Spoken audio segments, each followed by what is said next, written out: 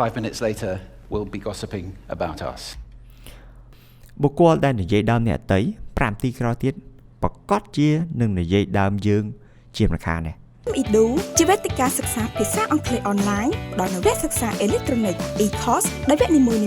មានការរៀបចំមាតិកាមេរៀនជាវីដេអូឯកសារនិងគ្វីសរួចជាស្រេចអ្នកសិក្សាអាចចូលទៅសិក្សានៅលើគេហទំព័រ www.camedu-learning.com ផ្ទាល់តែម្ដង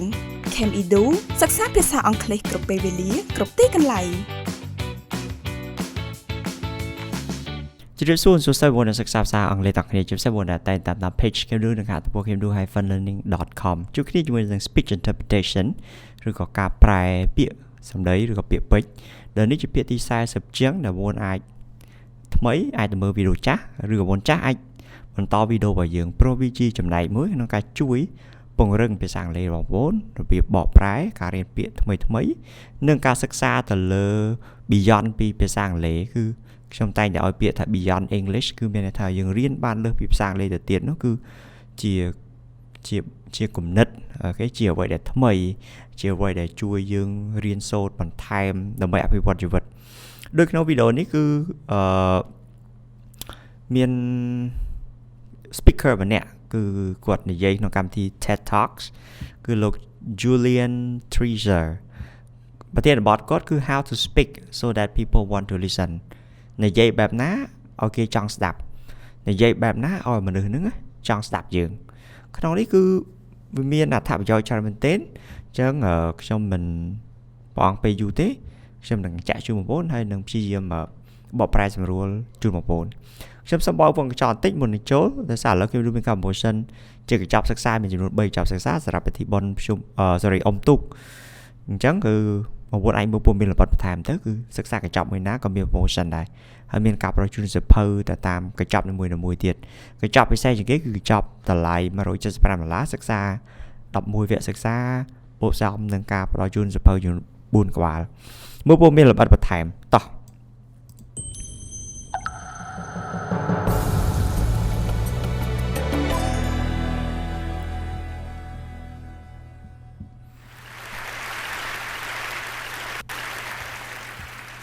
The human voice.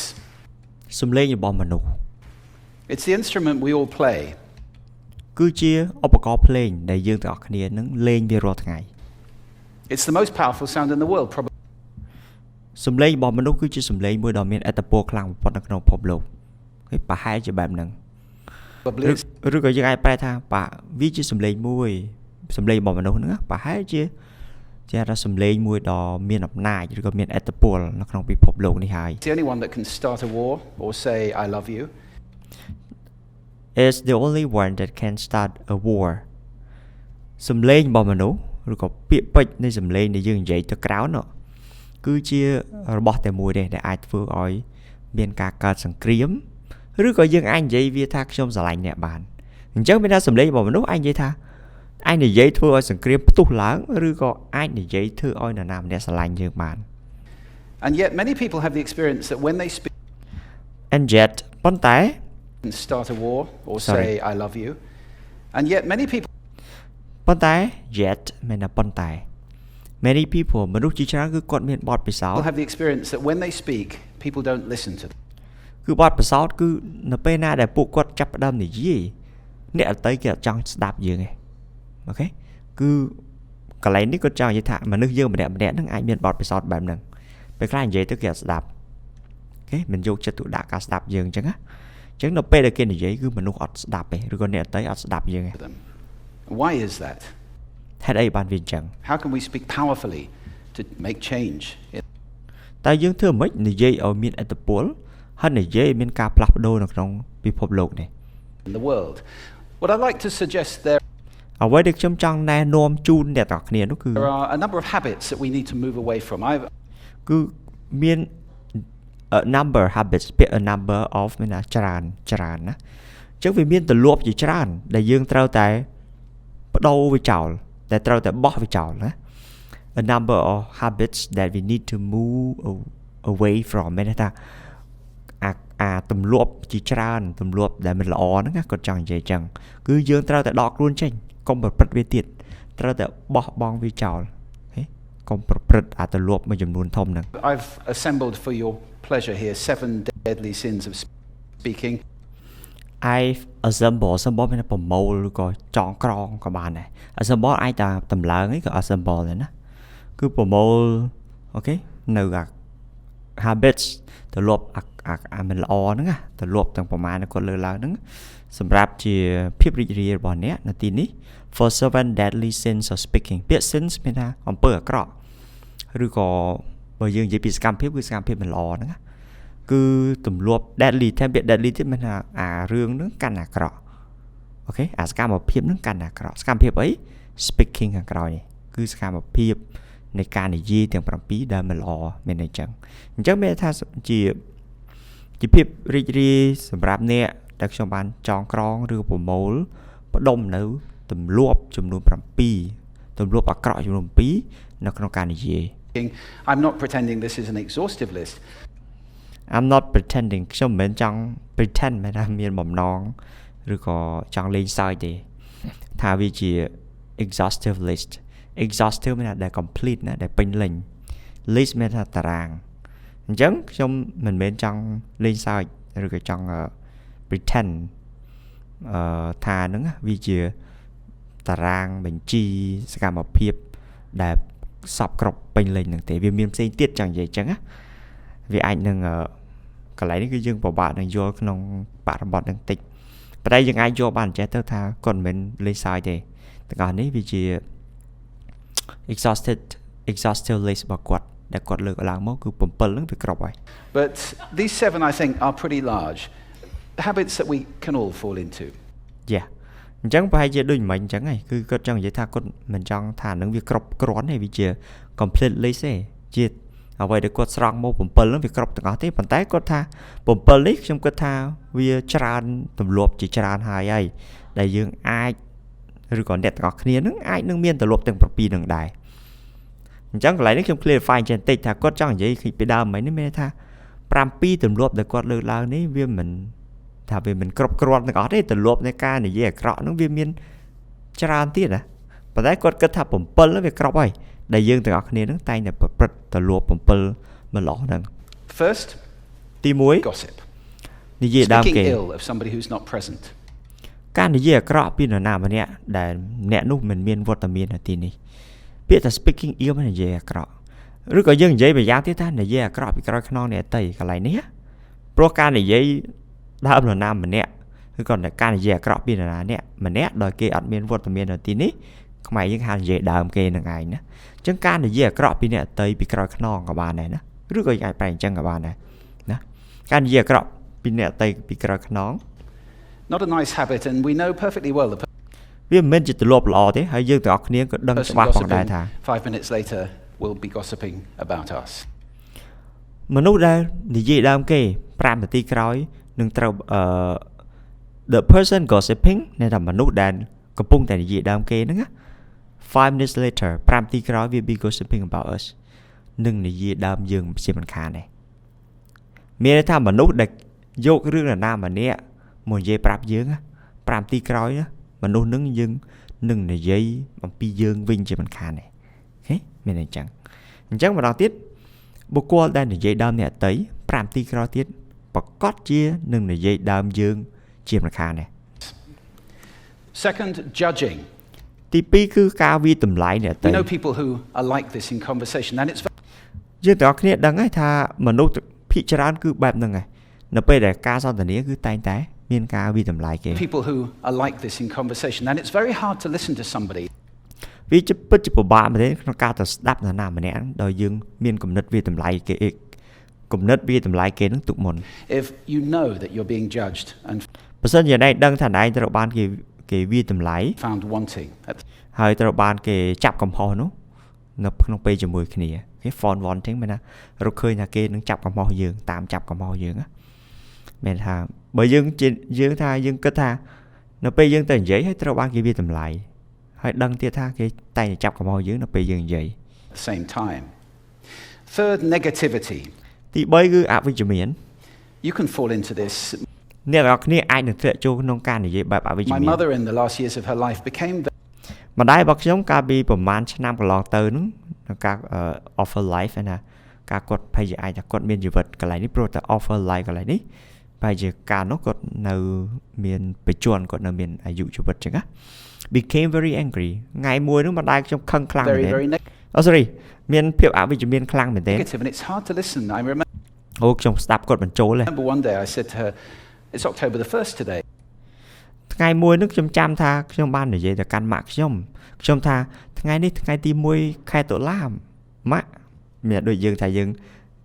ចប់ខែ9នេះចូលខែ10ហើយថ្ងៃទី1តុលាអញ្ចឹងវាជាខែថ្មីអីចឹងទៅអញ្ចឹងគាត់ប្រាប់ម៉ាក់គាត់ And she said, I know, isn't it dreadful? ម៉ាក់ខ្ញុំគាត់ឆ្លើយតបវិញថាម៉ាក់ដឹងថាមិនថ្ងៃហ្នឹងវាអាក្រក់ខ្លាំងហើយមិនវា isn't it dreadful តើថ្ងៃហ្នឹងវាមិនអាក្រក់ទេគាត់ចង់និយាយទៅសួរទៅឌឺដងអញ្ចឹងថ្ងៃហ្នឹងមិនទៅថ្ងៃហ្នឹងថ្ងៃមិនល្អទេឬថ្ងៃអាក្រក់ខ្លាំងហី isn't it dreadful តើវាមិនមែនជាថ្ងៃមួយដ៏អាក្រក់ទេហីមិនគាត់ចង់និយាយថាគាត់អវិជ្ជមាននៅក្នុងខ្លួនជាទូទៅការរំពឹងទុកឲ្យយើងថ្ងៃទី1គឺជាថ្ងៃល្អមែនអត់ថ្ងៃហ្នឹងគឺថ្ងៃសប្បាយចិត្ត Hard to listen when somebody's that negative. ពិបាកក្នុងការស្ដាប់នៅពេលដែលបុគ្គលណាម្នាក់គាត់មានកម្រិតអវិជ្ជមាន And another form of negativity, complaining. ហើយតម្រងមួយនៃភាពអវិជ្ជមានគេហៅថាការត្អូញត្អែរិះគន់ច្រើន Well, this is the national art of the UK. អានឹងហើយគឺជាសិល្បៈថ្នាក់ជាតិហើយសម្រាប់ប្រទេសអង់គ្លេសគាត់ចង់និយាយកន្លែងនេះសិល្បៈថ្នាក់ជាតិចង់និយាយថានៅអង់គ្លេសប្រកែអា complain ណាប្រកែអាត្អូញត្អែនឹងណាអញ្ចឹងវាចង់ខ្លាយជាបព្វធម៌របស់ប្រទេសហ្នឹងហើយណាជាសិល្បៈរបស់ប្រទេស It's our national sport. We complain ហើយនៅក្នុងការប្រកួតកីឡាជាតិ about the weather, about sport, about politics, about ពួកយើងទាំងអស់គ្នាតែងតែត្អូញត្អែអំពីអាកាសធាតុអូខេកីឡានយោបាយត្អូញត្អែគ្រប់រឿងហ្មង everything. But actually complaining is viral misery. ប៉ុន្តែអ្នកត្រូវដឹងថាការត្អូញត្អែនេះវាជា misery មែនថាវាជារឿងមិនល្អ misery មែនថាដូចជាគេហៅថា yeah something that negative ណា viral មែនថាដែលវា reach side P ណាដែលវា reach side P អញ្ចឹងអាការត្អូញត្អែច្រើនហ្នឹងវាមិនមែនជារឿងមួយដែលល្អទេណាមិនមែនជារឿងមួយដែលល្អសម្រាប់យើងទេវា side P អូខេវា side P ឬក៏វាជារឿងដែលជាអត្តពលអាក្រក់មក misery អូខេខ្ញុំប្រែអញ្ចឹងចោះកាត់ន័យតិច It's not spreading sunshine and lightness in the world. ការត្អូញត្អែច្រើននោះវាអត់បានជះពន្លឺព្រះអាទិត្យនឹងឲ្យធ្វើឲ្យពន្លឺនឹងវាចែងចាំងក្នុងពិភពលោកយើងទេ Excuses. ចំណុចមួយទៀតគឺការមានលេស We've all met this guy. Maybe យើងទាំងគ្នាតែជួបនៅមនុស្សម្នាក់ we've all been this guy. Some ពេលខ្លះយើងខ្លួនឯងក៏អាចខ្លាចជាមនុស្សដែលគេហៅថាមានលេសនឹងដែរ people have a blame thrower. មនុស្សខ្លះគឺជាមនុស្សប្រកែកតម្លាក់កំហុសដាក់គេហ្មង blame thrower មែនណាមនុស្សដែលតម្លាក់កំហុសទៅអ្នកដទៃ They just pass it on to everybody else. ពួកគេគឺតែងតម្លាក់កំហុសទៅគេគ្រប់គ្នា And don't take responsibility for their actions and ហើយមិនសូវមានទំនួលខុសត្រូវឬក៏ទទួលខុសត្រូវនៅក្នុងសកម្មភាពរបស់ពួកគេទេ again hard to listen to somebody who's being like យ៉ាវាពិតជាពិបាកក្នុងការទៅស្ដាប់មនុស្សបែបហ្នឹងណាគឺមនុស្សដែលគេថាមានលេសច្រើនហ្នឹង like that. Penultimate, the 6th of the 7. penultimate ពាក្យ penultimate មានន័យថាអាមួយមុនអាចុងបញ្ចប់អាមួយមុនអាក្រោយគេមានអីចឹងណាគឺ the 6 or the 7 អញ្ចឹងគឺលេខ6នៅក្នុងចំណោមកំហុសទាំង7ឬក៏ទម្លាប់ទាំង7ហ្នឹង Embroidery, exaggeration. embroidery មានថាការបើខោអាវវាការដេរភ្ជាប់គ្នាអញ្ចឹងការបញ្ចូលសាច់រឿងគ្នាអញ្ចឹងទៅ embroidery ឬក៏យើងអាចនិយាយម្យ៉ាងទៀតថា exaggeration ការបំប៉ោងឬក៏ការបំភ្លើសការនិយាយបំភ្លើសហ្នឹង exaggerate តែពេលនាម exaggeration It demeans our language actually. it demeans our language វាធ្វើឲ្យភាសារបស់យើងវាគេថា demeans វាធ្វើឲ្យវាធ្លាក់ចុះគេអត់ជឿយើងហ្នឹងមែនអញ្ចឹងនៅពេលយើងនិយាយបំភ្លើសពេកគឺវា demeans វាបន្ទាបនៃភាសារបស់យើងពេលខ្លះគឺអញ្ចឹង Sometimes, for example, if I see something that really is awesome ឧទាហរណ៍បើសិនជាខ្ញុំឃើញរបស់អ្វីមួយនឹងវាអស្ចារ្យវាលយវាស្អាតawesome ហ្នឹងណា What do I call it? តើខ្ញុំហៅវាថាម៉េចទៅ And then of course this exaggeration becomes lying out. យ៉ាប៉ុន្តែការបំប៉ោងគឺវាបានคล้ายទៅជាការកុហកអូខេមានតែការបំភ្លើសការនិយាយបំភ្លើសវាคล้ายទៅជាការកុហក Out lying, and we don't want to listen to people we know are lying to us. ហើយយើងទាំងអស់គ្នាមិនចង់ស្ដាប់មនុស្សណាដែលនិយាយកុហកដាក់យើងទេ And finally, dogmatism. ហើយចុងក្រោយគេគឺ dogmatism មានថាការប្រកាន់គំនិតខ្លួនឯងគំនិតខ្លួនឯងល្អគំនិតខ្លួនឯងនឹងត្រូវរហូតអាហ្នឹងគេ dogmatism ហ្នឹងគឺការប្រកាន់គំនិតខ្លួនឯងឬក៏អាត្មានិយមក៏បានដែរកន្លែងហ្នឹងណា The confusion of facts with opinions. ការយល់ច្រឡំរវាងការពិតនិងគំនិត When those two things get conflated, នៅពេលដែលរឿងទាំងពីរហ្នឹងវាបញ្ចូលគ្នា you're listening into the wind, you know. យើងស្ដាប់ខ្យល់ទៅវិញទេ you listen to wind យើងស្ដាប់ខ្យល់អញ្ចឹង Somebody is bombarding you with their opinions as if they were true. អ្នកដឹងហើយនៅពេលដែលមានបុគ្គលណាម្នាក់គេ bombard you with the opinions គេវាបហាអ្នកដល់គេប្រើគំនិតឬក៏ទស្សនៈដែលគេគិតឃើញ as if they were true ពេលខ្លះគេគិតថាគំនិតហ្នឹងគឺវាត្រឹមត្រូវមានអីចឹងគេគិតថាវាត្រូវរហូតអីចឹងឧទាហរណ៍ថាខ្ញុំគិតថាខ្លួនឯងត្រូវរហូតហើយអញ្ចឹងខ្ញុំវាបហាគេដល់ថាគំនិតខ្ញុំត្រូវអញ្ចឹងដោយគំនិតយើងត្រូវមែនទេអញ្ចឹងប៉ុន្តែការពិតវាមិនអញ្ចឹង It's difficult to listen to that. ហើយយើងពិបាកទៅទទួលស្ដាប់នៅមនុស្សបែបអញ្ចឹងណា So here they are, 7 deadly sins of speaking. These ទាំងអស់នេះគឺជាទម្លាប់ទាំង7គឺទម្លាប់អាក្រក់ទាំង7ដែលតាក់ទងទៅនឹងការស្ដាប់ are things I think we need to avoid. ហើយទាំងអស់នេះយើងគួរតែជៀសវាងវាទៅ But is there a positive way to think about this? តើវាមានភាពវិជ្ជមានទេវាមានផ្លូវណាវិជ្ជមានទេដែលយើងត្រូវគិតអំពីរឿងទាំងអស់នេះយើងគិតយ៉ាងម៉េចទៀតដើម្បីវាមានភាពវិជ្ជមាន Yes, there is. I'd like to suggest that there are 4 really powerful cornerstones, foundations. ខ្ញុំចង់ណែនាំថាវាមាននៅមូលដ្ឋានគ្រឹះដ៏មានឥទ្ធិពលចំនួន4បន្ថែមទៀត that we can stand on if we want our speech to be powerful. យើងអាចយកទៅវាប្រើប្រាស់បានបើសិនជាយើងចង់ឲ្យពាក្យសម្ដីពាក្យពេចន៍ដែលយើងនិយាយទៅវាមានអំណាច and to make change in the world. ហើយនិយាយទៅមានការផ្លាស់ប្ដូរក្នុងពិភពលោក Fortunately, these things spell a word. វាជារឿងល្អឬក៏វាជា fortunately យើងដឹងហើយល្អភាពល្អឬក៏រឿងល្អ these things spell a word រឿងទាំងអស់នេះបង្កើតបានជាពាក្យមួយ The word is hail and it has a ពាក្យមួយគឺពាក្យ hail great definition as well. ពាក្យ hail នេះវាមានអត្ថន័យវាអូខេ hail នេះគឺវាជាពាក្យ hail មួយម៉ាត់វាដូចគ្រាប់ទឹកកកដែលធ្លាក់លើមេឃហៅ hail ណា I'm not talking about the stuff that falls from the sky and hits. គាត់និយាយថាខ្ញុំមិនមែននិយាយអំពី stuff របស់ដែលធ្លាក់មកពីលើមេឃហ្នឹងទេ on the head. I'm talking ដែលមកប៉ះក្បាលយើងទេ about this definition too. ខ្ញុំកំពុងនិយាយនេះគឺនិយាយពីអត្ថន័យនៅលើនេះ Greet or acclaim enthusiastically, which is I think គឺ greet or claim enthusiastically greet មានថាគោរព acclaim ណាដូចទាមទារ enthusiastically ដោយភាពម៉ត់ចត់ភាពមានធម៌ពលមានអំណាច enthusiastically ហ្នឹងណា think how our words will be received if we stand on these 4 things. So what do they stand for? តើពាក្យទាំងអស់ហ្នឹងវាមានគេថា stand for វាមានពាក្យខ្មែរយើងថាម៉េចពាក្យ stand for ពាក្យជំនួសហ្នឹងណា See if you can guess. Yeah. The H,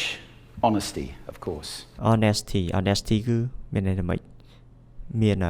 សុចរិតភាពស្មោះត្រង់អីចឹងណាអាហ្នឹងឯង honesty នោះ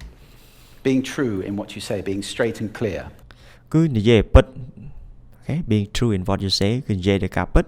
ហើយនិយាយឲ្យជាក់ហើយច្បាស់ straight មានឲ្យត្រង់មានតែនិយាយកុំញ៉ៃបាច់បោចច្រើននិយាយគឺនិយាយពិតអូខេជាក់លាក់ហើយ clear ច្បាស់ The A is authenticity. A គឺមកពាក្យពេញថា authenticity ពាក្យ authenticity មានថាដូចការពិតភាពជាខ្លួនយើងអញ្ចឹងណា Being yourself. ធ្វើជាខ្លួនឯង A friend of mine described it as standing in your own truth. មិត្តភក្តិរបស់ខ្ញុំម្នាក់គាត់និយាយថា authenticity ហ្នឹងគឺជាការប្រកាន់គោលជំហរភាពពិតនៃខ្លួនឯង which I think is a lovely way to put it. ហើយខ្ញុំគិតថាអត្ថន័យដែលគាត់ឲ្យហ្នឹងគឺជាវិធីមួយដែលយើងអាចកំណត់បានថាអ្វីដែលយើងពិតហើយយើងចូលលើផ្លូវពិតហ្នឹងគឺគេហៅថា authenticity. The I is integrity. ពាក្យមួយទៀតគឺ integrity. Being your word, actually integrity នេះដូចជាគេហៅថាម៉េចសច្ចភាពហ្នឹងគេគាត់បញ្យល់បន្តិចទៀតគាត់បញ្យល់ទៀតដែរ actually doing what you say គឺធ្វើនៅអ្វីដែលនិយាយអូខេនិយាយអីធ្វើហ្នឹងមែនទេអញ្ចឹងintegrity ហ្នឹង doing what you say ឬក៏ពាក្យកាត់គេ be your word នេះ be your word and being somebody people can trust ធ្វើជាមនុស្សដែលអ្នកដទៃគេជឿជាក់លើយើងបាន and the L is love អក្សរ L គឺមកពាក្យថា love ខ្ញុំមិនចង់និយាយពីក្តីស្រឡាញ់ស្នេហាហ្នឹងទេ but I do mean wishing people well ប៉ុន្តែខ្ញុំចង់និយាយថាសេចក្តីស្រឡាញ់កន្លែងនេះគឺការបន់ស្រន់បួងសួងឲ្យអ្នកដទៃហ្នឹងគឺមានសុខភាពល្អជួបសំណាងល្អ for two reasons first of all I think absolute honesty may not be what we want វាមានហេតុផលចំនួន2ទី1 first of all I think absolute honesty ការមានភាពស្មោះត្រង់ដោយពិតនោះគឺ may not be what we want មិនមែនជាអ្វីយើងទាំងគ្នាចង់បានទេព្រោះអាលេខ1គេ H ហ្នឹង honesty ហ្នឹងណាប៉ុន្តែការដែលមានការពិតពេកហ្នឹងណាមិនមែនជាអ្វីទាំងគ្នាចង់បានទេឬក៏ពួកយើងចង់បាន my goodness you look ugly this morning ពេលខ្លះយើងអាចនិយាយថាអូព្រះជាម្ចាស់ហើយឯងមើលទៅក៏ក្រិចណាព្រឹកនេះអាហ្នឹងនិយាយការពិតមែនអត់អាហ្នឹងឯង absolute honesty ហ្នឹងនិយាយពិតពេកគេអាចចង់ស្ដាប់ទេមែនអញ្ចឹងដូចចិត្តគាត់ថាហ្នឹងនិយាយឯងមើលទៅអាក្រក់ឯណាព្រឹកហ្នឹងឬក៏អត់ស្អាតសោះដូចអត់បានងូតទឹកអី perhaps that's not necessary ប្រហែលហើយការនិយាយអញ្ចឹងវាអត់ចាំបាច់ត្រូវនិយាយអញ្ចឹងទេ tempered with love of course honesty is a great temper ការមានអារម្មណ៍នៅក្តីស្រឡាញ់ការពិតហើយ honesty គឺជា great thing honesty គឺជារឿងមួយដ៏អស្ចារ្យ thing but also if you're really wishing somebody well ហើយក្នុងនោះផងដែរបើសិនជាអ្នកឯងបួងសួងឲ្យអ្នកណាម្នាក់មានសុខភាពល្អ to judge them at the same time គឺជារឿងមួយដែលយើងពិបាកនឹងទៅវាតម្លៃគេណាក្នុងពេលតែមួយហ្នឹងមានន័យថានៅពេលដែលយើងស្រឡាញ់យើងឲ្យអ្នកណាម្នាក់ល្អចង់មានភាពជោគជ័យអីយើងអត់មានបាច់វាតម្លៃទេនៅពេលយើងនិយាយហ្នឹងមែនអត់គឺវាត្រូវអញ្ចឹងឯង I'm not even sure you can do those two things simultaneously ប៉ុន្តែខ្ញុំមិនច្បាស់ថាតើឯងអាចនឹងធ្វើរឿងទាំងពីរហ្នឹងទៅទឹមគ្នាបានអត់ទេ so hail អញ្ចឹងគឺពាក្យកាត់របស់ hail មកពាក្យអីមិញនឹង4មិញហ្នឹង also now that's what you say and អ្វីទាំងអស់ហ្នឹងគឺជាអ្វីដែលនិយាយ it's like the old song it is what វាដូចជាចម្រៀងជំនាន់ដើមមួយបទហ្នឹងគេច្រៀងថា it is what you say អ្នកគឺជាអ្វីដែលអ្នកនិយាយវាគឺជាអ្វីដែលអ្នកនិយាយ it's also the way that you say it ប៉ុន្តែរបៀបដែលអ្នកនិយាយក៏វាសំខាន់ដែរមានន័យថា also the way that you say it មិនមែនតែអ្វីដែលអ្នកនិយាយទេប៉ុន្តែវិធីសាស្ត្រក្នុងការនិយាយផងដែរ you have an amazing toolbox ណែមានប្រអប់សោមួយធំឬក៏អស្ចារ្យ instrument is incredible ឧបករណ៍ទាំងអស់នេះឧបករណ៍ប្រអប់សោហ្នឹងគឺវា incredible គឺអស្ចារ្យមែនទែន and yet this is a toolbox that very few people have ever opened ប៉ុន្តែវាជាប្រអប់សោមួយឬក៏ប្រអប់ឧបករណ៍មួយដែលមនុស្សតិចតួចណាដែលធ្លាប់បើកវា I'd like to have a little rummage in there with you now and just pull a few tools out that you ខ្ញុំគ្រាន់តែចង់ដកនៅឧបករណ៍ខ្លះចេញមកក្រៅ might like to take away and play with ហើយអ្នកប្រហែលជាអាចនឹងចង់យកឧបករណ៍នឹងចេញមកខ្លះហើយយកវាមកលេងមក which will increase the power of your speaking ហើយឧបករណ៍ទាំងអស់នោះសិតតែជួយបង្កើនអានុភាពក្នុងការនិយាយរបស់អ្នក register for example register សិតតែពាក្យបច្ចេកទេសទេខ្ញុំអត់បកប្រែទេទាំងពួនអាចស្ដាប់ការបញ្យល់របស់គាត់ទៅយល់ហើយណា now falsetto register may not be very useful most of the time register ប្រហែលជាវាមិនមែនសំខាន់ពេកទេគ្រប់ពេលនឹងមិនមែនសំខាន់គ្រប់ពេលទេ but there's a register in between I'm not ប៉ុន្តែខ្ញុំចង់និយាយពី register ដែលនៅចន្លោះពួកយើងមនុស្សយើងនេះ I'm going to get very technical about this for any ខ្ញុំមិនចង់និយាយពីពាក្យបច្ចេកទេសអំពីរឿងនឹងខ្លាំងពេកទេ voice coaches you can locate your voice however អ្នកអាច locate your voice អ្នកអាចដាក់ទីតាំងនៅសំឡេងរបស់អ្នកបាន so if I talk up here in my nose you can hear the difference if I បើសិនខ្ញុំនិយាយនៅក្នុងត្រង់ច្រមុះរបស់ខ្ញុំ អ្នកឯងអាចនឹងឮសំឡេងខុស Go គ្នា down here in my throat, which is where ហើយពេលខ្លះខ្ញុំអាចនិយាយក្នុងពងក most of us speak from most of the time. ហើយទីកន្លែងដែលមនុស្សយើងភាគច្រើននិយាយចេញនោះគឺ But if you want weight, ប៉ុន្តែបើសិនជាមនុស្សយើងភាគច្រើននិយាយចេញពីកប៉ុន្តែបើសិនជាឯងចង់ឲ្យសំឡេងនេះវាធ្ងន់ one weight you need to go down here to the តែទៅនិយាយឲ្យចំកន្លែងដើមទ្រូងរបស់អ្នកនេះ chest. You hear the difference? ណែនិយាយទៅវាអាចឮភាពខុសគ្នាហើយអញ្ចឹងសំឡេងមាន3និយាយចេញពីច្រមុះនិយាយចេញពីពងកនិងនិយាយចេញពីទ្រូងឬក៏ដើមទ្រូង We vote for politicians with lower voices. It's true.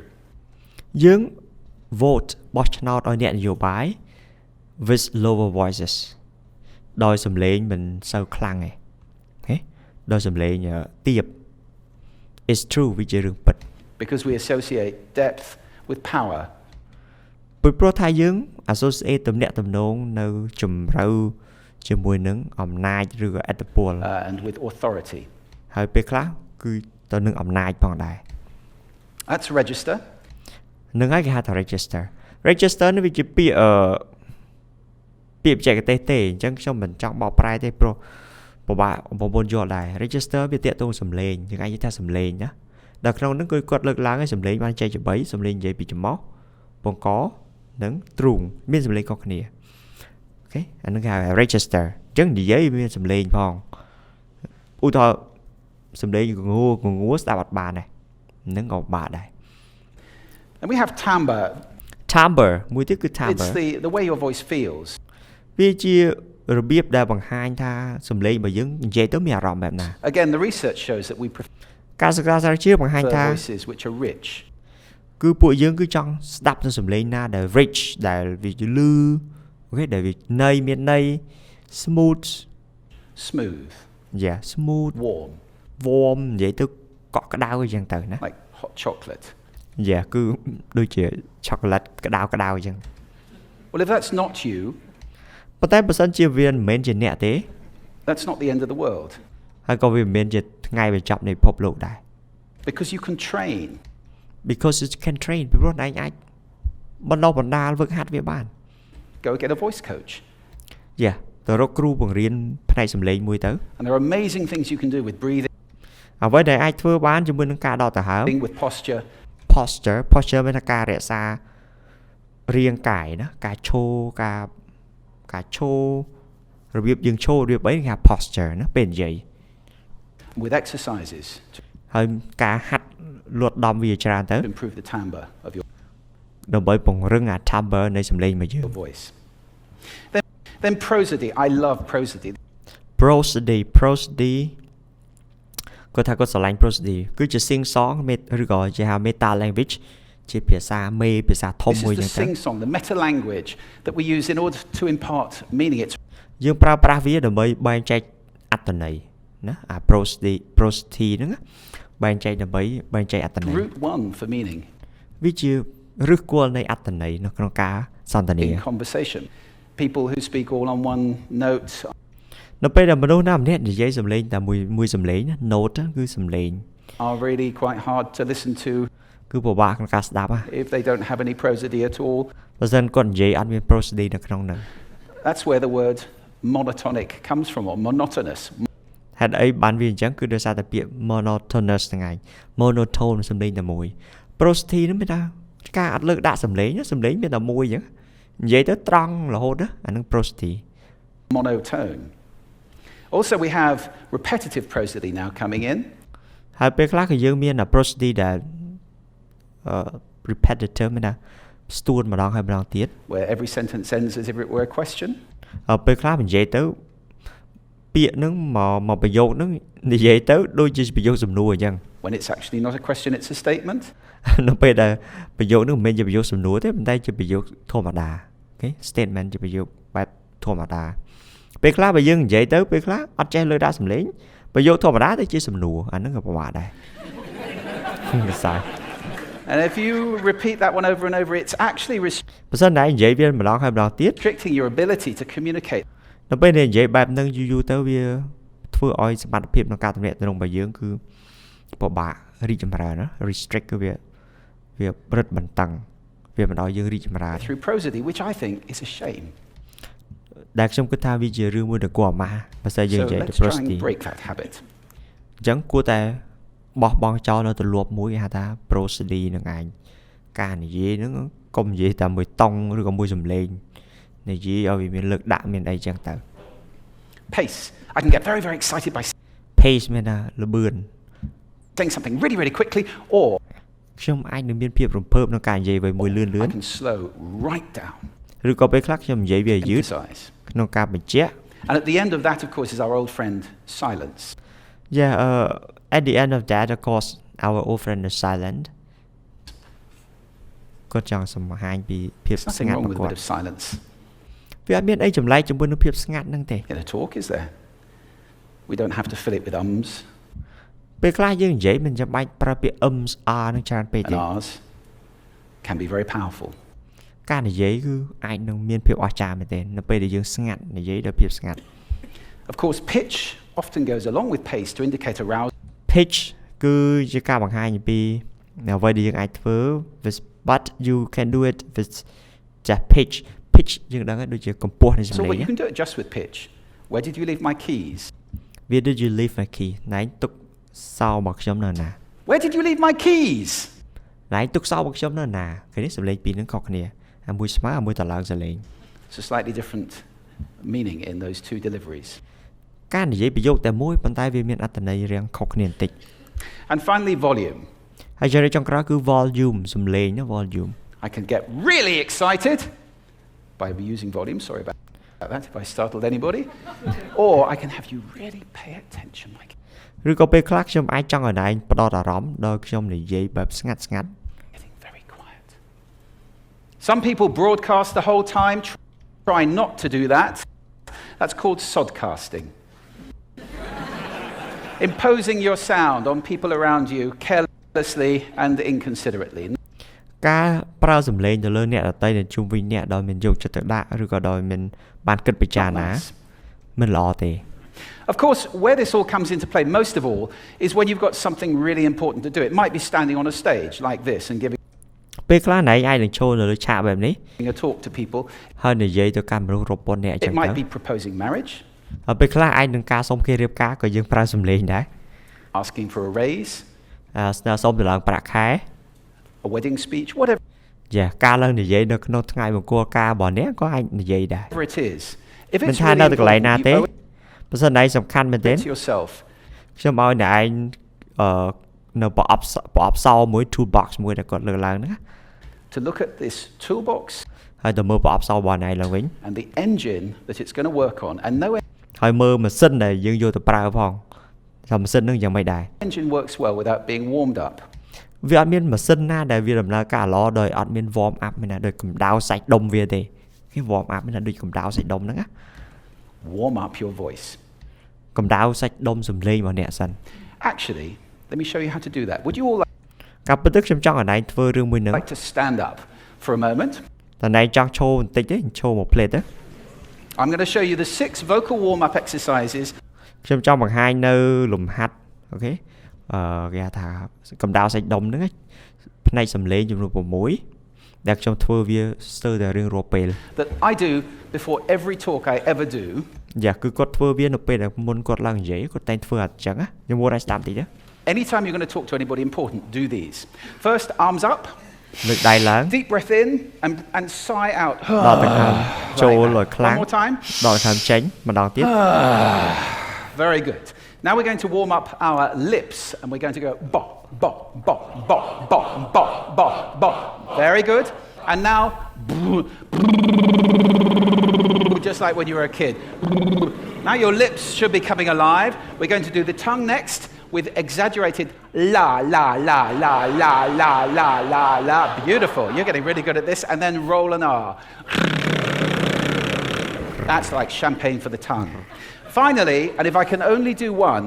the pros call this the siren. It's really good. It starts with we and goes to or. The we is high, the or is low. So អញ្ចឹងមានថាកន្លែងនេះគាត់ចង់និយាយថាគាត់និយាយពាក្យ V ប៉ុន្តែអ្នកដែលនៅខាងក្រោមនិយាយ V អញ្ចឹងណា we go we. Oh, we. Fantastic. Give yourselves a round of applause. អូអស្ចារ្យមែនតែដៃខ្លួនឯងមួយទៅ Take a seat. Thank you. Take a seat អង្គុយចុះអរគុណ Next time you speak, do those in advance. ពេលក្រោយមុនពេលអ្នកនិយាយគឺត្រូវធ្វើរឿងទាំងអស់នេះគឺ warm up មែនណាកណ្ដាលសាច់ដុំមិញហ្នឹងណាឡាណាអីហ្នឹងគឺត្រូវកណ្ដាលសាច់ដុំ Now, let me just put this in context. អញ្ចឹងអនុញ្ញាតឲ្យខ្ញុំគឺយកវាមកប្រើក្នុងបរិបទនេះក្នុងការបិទនៅកម្មវិធីរបស់យើង Close. This is a serious point here.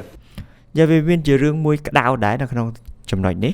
This is where we are now, right? នេះគឺជាកន្លែងដែលយើងចូលមកដល់ We speak not very well. គឺចាប់ពីយើងនិយាយមិនល្អមកចាប់ពីការអី gossip រហូតដល់ lying មក Into people who simply aren't listening in គឺនិយាយទៅការមនុស្សដែលមិនចង់ស្ដាប់ an យើង environment that's all about noise and bad. ហើយពេលខ្លះបែបមជ្ឈដ្ឋានដែលយើងនិយាយនោះវាសិតតែសំឡេងរំខានឬក៏មានសំឡេងនឹងញ៉ៃញ៉ៃច្រើន I have talked about that on this stage in ហើយខ្ញុំក៏ធ្លាប់បាននិយាយរឿងទាំងអស់ហ្នឹងនៅលើឆាកហ្នឹងដែរ different phases. ក្នុងកម្មវិធីមុនឬក៏ phases stage មុន What would the world be like តើពិភពលោកនឹងយ៉ាង if ណា we were ទៅ speaking powerfully បើសិនយើងអាចនិយាយដល់មានឥទ្ធិពល to people who are listening consciously ទៅកាន់មនុស្សដែលស្ដាប់យើងដោយយកចិត្តទុកដាក់ in environments which were actually fit for purpose? ហើយនៅក្នុងមជ្ឈដ្ឋានមួយឬក៏បឋាននិយាយមួយគឺត្រូវនឹងប្រធានបទឬក៏ក្នុងគោលបំណងយើងជាក់លាក់ណាមួយមានថានិយាយឲ្យល្អទៅកាន់មនុស្សដែលស្ដាប់យើងហើយក្នុងមជ្ឈដ្ឋានមួយដ៏ល្អណាមានអីចឹង Or to make that a bit larger, what would the world be like if we were creating sound consciously? តើពិភពលោកនឹងមិនទៅបើយើងនិយាយទៅសំឡេងដោយ consciously ដោយការផ្ដោតអារម្មណ៍ដោយការ Consuming យកចិត្តទុ sound កដាក់ consciously and designing all our environments consciously for sound. That would be a world that does sound beautiful and one where understanding would be the norm. And that is an idea worth spreading. Thank you. អូខេអញ្ចឹងគាត់បញ្ចប់ហើយអញ្ចឹងជាសរុបទៅគឺគាត់និយាយល្អដែរចំណុចទី1គាត់និយាយពីទលាប់7ដែលមិនល្អណាហើយគាត់បន្ទាប់មកគឺគាត់បាននិយាយពីចំណុចអីទៀតចំណុចតែគាត់និយាយនោះគឺ hail មាន age នឹងនិយាយដោយ4មាន authenticity honesty មានអីហ្នឹងរហូតដល់មិញគឺគាត់ឲ្យ tool យើងចំនួនមកប្រអប់ទៀត tool ហ្នឹងមានអី register ការប្រើពាក្យពេចន៍បន្ទាប់មកមានអី timber អូខេមានមាន timber productivity pace និយាយឲ្យមានល្បឿនយឺតលឿន pitch និយាយមានសំឡេងឡើងចុះទាំងអស់ហ្នឹងគឺ6មានមួយទៀតគឺ volume សំឡេងហ្នឹងឲ្យលឺផងអីចឹងទៅអញ្ចឹងសង្ឃឹមថានេះវាជួយបន្ថែមក្នុងការនិយាយអីក៏ដោយដែរដូចគាត់និយាយអញ្ចឹងពេលខ្លះយើងអាចនឹងទៅធ្វើបទបង្ហាញនៅក្នុងកន្លែងណាមួយលើឆាកលើអីអញ្ចឹងត្រូវតែប្រើទាំងអស់នេះកុំភ្លេចហ្វឹកហាត់អាសំឡេងអីនៅគាត់នេះផងអរគុណច្រើនជួបគ្នាវីដេអូក្រោយអរគុណច្រើនជម្រាបលា